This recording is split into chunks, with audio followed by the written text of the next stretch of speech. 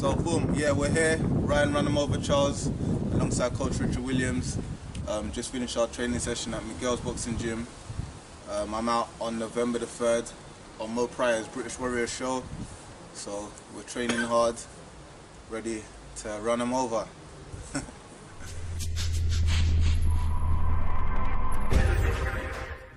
Okay, cool. So just want to find a little bit about you, about Ryan. How did you get into boxing? So it's a thing where like I kind of always loved the sport from a young age. I think my earliest memories is like when I was about 8. My aunt was dating a boxer, and then one day I remember it so vividly. One day she took me down to the gym to watch him train, and then since then I just went to box. Since then I went to box, but then obviously at that age my parents were like, nah, you can't. And then I always watched it on TV and everything. And then when I got to like about, I think it was like 17, 18, I just started training. I wasn't really taking it too seriously, but I started training. And then when I got to like 20, 21, that's when I started like having bouts, etc. Like probably living a life as a... Out of interest, what was the name of the boxer? Oh, the boxer? That, yeah, she dated. Oh, that she was. Well, he's not. He wasn't a pro or anything. Okay. So okay. yeah, I would not. Oh no, fair enough. All right. Just going back. You were born in St Lucia? No. That's the thing. I wasn't actually born in St Lucia. Even I know if you check my box record, it says I was born in St Lucia. I've got a St Lucian citizenship on passport because I represented St Lucia. This is an exclusive. Yeah. Not St Lucia. But I was born in North London, raised in North London my whole life. British, yeah. My mum was born in St Lucia, but due to the fact of me representing them, that's why I've got dual citizenship basically. So that's where the confusion is. Right. But, yeah. So let's go back a bit. So you boxed in the amateurs. Yeah. St Lucia. Right, tell me a little bit about that. How you and what age you were and how you got into that. So yeah, I'd probably have to go a bit before that. So like I had my first few bouts. My first club I went to is Islington Boxing Club. Then I went to Edmonton, then I went to All Stars. Racked up about not many fights, about say 10, 11 fights. Yeah, 10, 11 fights. And these times I was still at All Stars. And then I'd heard about a few other boxers from like London representing Jamaica, Nigeria, Ghana, etc. So I thought, you know what, like let me try and see if I can represent St Lucia, because I doubt they've got many boxers my way, and the competition won't be as great because it's not massive. Yeah, boxing. Because it's not a massive boxing nation. Yeah, and obviously I'd love to box for England, but the competition is so much that you have to be kind of lucky. So then I just contacted them. I just said like, this is my record. I'm interested in boxing for you, etc., etc. Then they said, come over for a trial. Went over for a trial. So you had to go to St. Yeah, went to St Lucia for a trial kind of thing. And then when they saw me train, they were like, oh, you know what, we think you're good, we've got a competition at the end of this month. So I had to extend my stay. And then the competition was in Guadeloupe, which is owned by France. And then I went over to Guadeloupe, won the competition, and then ever since then like, they wanted me as their representative. So how long in total did you book for box for? Boxing. So from say 2010 up until 2014, yeah. And what tournaments did you go to? Yeah, quite a few. I went to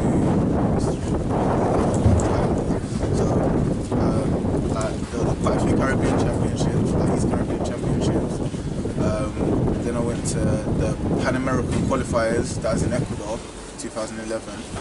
At that point, I think I'd only had like I'd had under 20 bouts, and I had to box against a guy from Argentina, and he was like, I think he was like Pan American medalist and won a world amateur bronze, and like yeah, but that was a good experience. And then also boxed in Olympic 2012 qualifiers, that was in Brazil, and then I boxed against a guy called Michael Hunter. He boxed against Usyk for the world title. He's fighting, yeah, he's fighting tonight. Yeah. Yeah, he's fighting tonight. Oh. Yeah.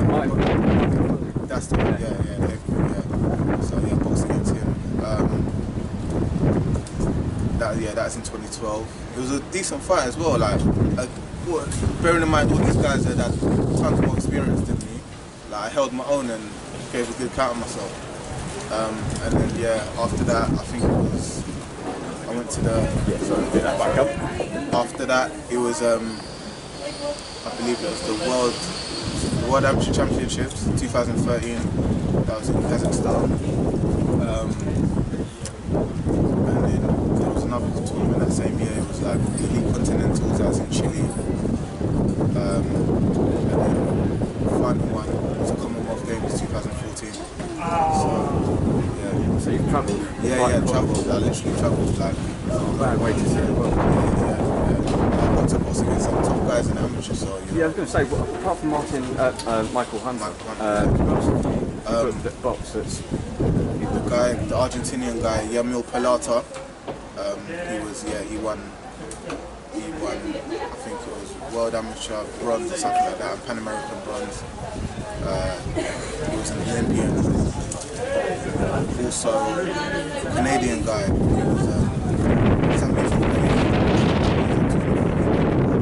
was gold medalist. But by then I'd stepped down to light heavyweight. But yeah, boxing the team, he was like 9-time Canada national champion. So yeah, some good guys I boxed. Did you ever box any Brits? Not in the. I didn't box any Brits internationally, like whilst representing St. Lucia. I boxed against Dion Juma, he was a national champion. And who else? I think that was the only one, but yeah. So once you finished amateurs, how long was it before you turned pro, and what made you say? Oh, so it was like so after the amateurs, after the 24 Commonwealth Games, so in that competition, like I boxed against a guy from Australia in the Commonwealth Games, and like you can go and watch the fight, like or read up about it. I'm just going to move the camera closer because that fight, like kind of like I won the fight hands down. Yeah, gave about 2 standing counts in the second round, and they gave the decision against me, kind of thing. And it was like after that, it's a bit like a Michael kind of Conor situation. Yeah, literally just like that. The whole crowd were booing, like just corrupt. So after that, I kind of took a bit of a break. My plan was always to turn pro after that, and then I had a few talks with people, but then it kind of disheartened me for a bit. So then I took about a year and a bit out, nearly 2 years out. I was still training, but not as what were you doing in the interim? I was just kind of just getting on with it. Like, I was really down, to be fair. It put me in a real bad place for a long time. But I managed to pick myself back up and then started training again, the sport again, and then so. In pro, when did you turn pro? It was officially this. Was it this year or last year? Officially this year. I had my license from last year, but then due to injuries and setbacks and a few things, I didn't get to make my debut last year, which I was meant to, so I made it this year. And you signed to Mo Price, British Warriors. Yeah. So how did that come about? Like, did you approach him? What it was like I'd kind of done my research. Asked about who I should sign with, etc. And then like I had a couple meetings with people, but all the feedback I was hearing about Mo was brilliant. So then when I met with him, it was kind of already like So just for a second, Richard, obviously you train Ryan. How did you guys kind of meet and come together? I was training in the girls. I was supposed to have a pro fight and another guy to turn pro, and then I was just constantly training him. I don't know if he had setbacks, I was just constantly training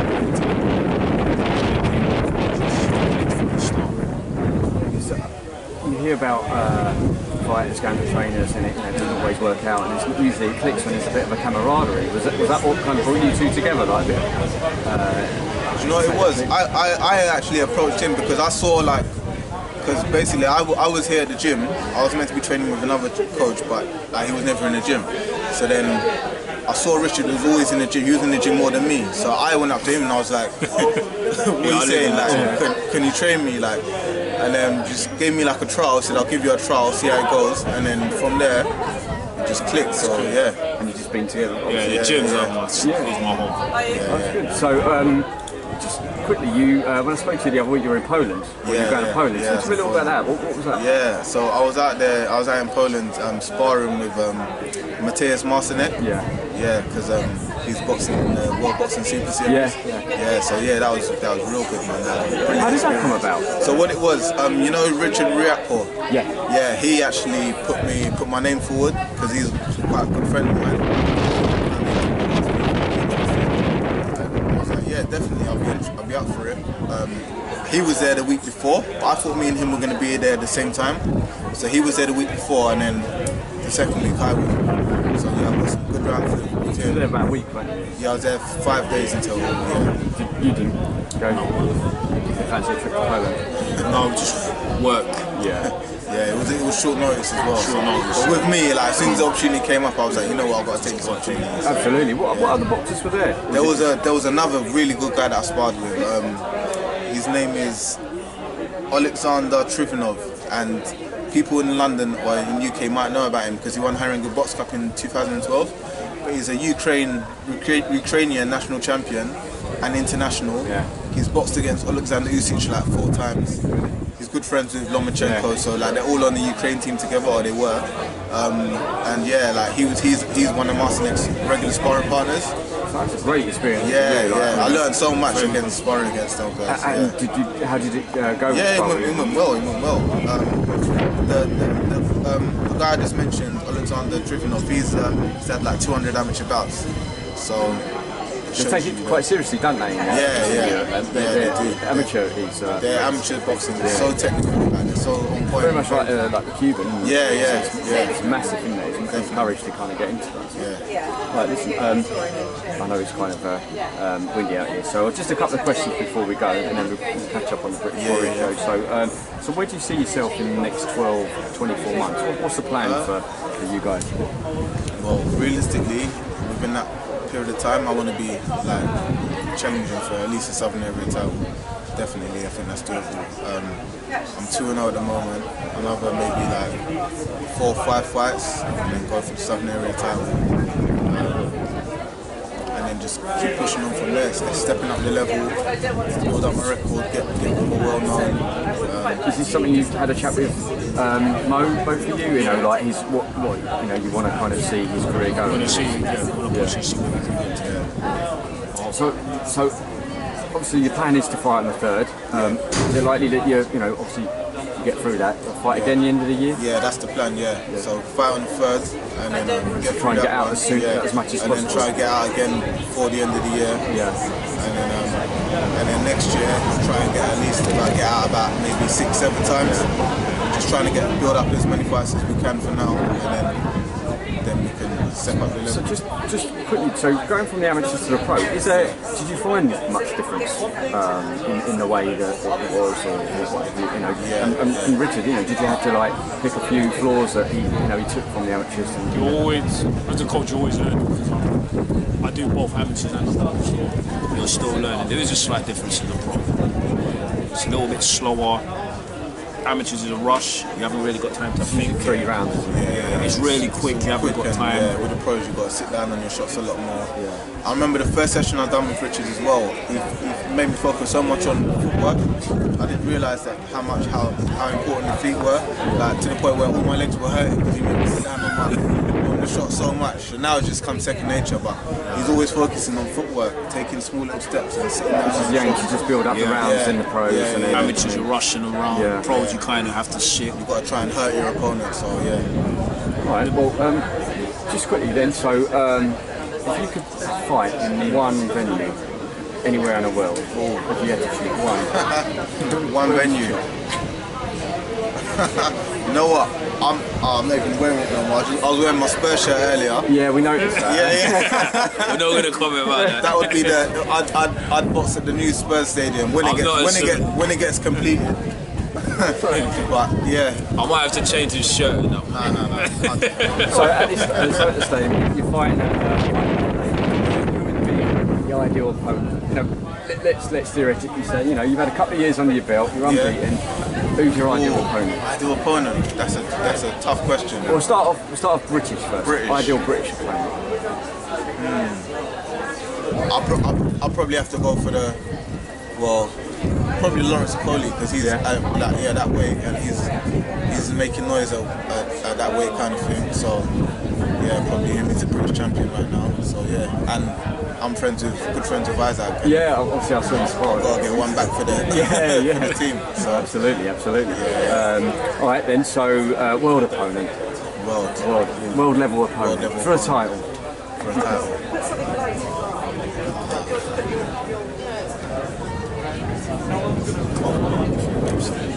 Yeah, well, Kovalev, but he's light heavy, so yeah. Say probably maybe Gassiev. Yeah. Say that bit again. Probably Gassiev, world level. Yeah, because he's around about that level. Or probably all right then. So just before we go, we've got the big one, Wilder versus Fury at the end of the year. How do you see that one going? You know what? I'd go. Fury's the better boxer, like hands down the better boxer, more skill. But Wilder's got scary power, man. Scary power. So I think only because Fury's been out of the ring so long, I think Wilder will win. I'll prefer Fury to win, but actually at the same time I want to see Wilder Joshua. So. But I think Wilder will come through that one, and then it's got to be Joshua versus Wilder. My heart, I want, because I'm a Tyson Fury fan. Let's put that. So Richard, what's your take on I'm a Tyson Wilder? Fury fan. Tyson Fury is one of my. He's box skill-wise, Tyson Fury. But the only reason I will say Wilder because he's been out of the ring. I think maybe he took it a bit too early. That's my opinion. Maybe if he had a couple more fights, he'll get back to the top of the ladder. But obviously Tyson Fury, I have to give him his respect. He doesn't dodge anyone. No, not putting no one down. He fights anyone. That's what I respect him for. So I would like him to win. But with the boxing, if you're not in the ring, you've got to be active. So, as soon as you're fighting all the time, you lose a bit of your ring timing. So obviously we hope if he gets. Wilder's got scary power. A miracle if he can box him for 12 rounds. Because with Tyson Fury, you can't write him off because he's a very clever Everyone guy. wrote him off against the Klitschko. Yeah, he's very clever. He's awkward because he can switch both. If he goes a distance and he can stay away from the power, Tyson Fury. If he gets caught and get into a tear-up, Wilder. Probably last question. Isaac and Watkins, what's your take on that one? Isaac's looking sharp, man. I've been sparring him recently. Isaac either wide points or a late stoppage. He looks different. Different. I think that loss done him so good. So he looks sharp. He looks sharp. Good coach as well. Yeah, I reckon 7-round stoppage, or he goes either late stoppage or a wide points decision. Okay, well, thanks very much for talking to Grassroots Boxing. Is there anyone that you want to big up, sponsors, and you plug your social media? So first of all, I just want to big up Simon.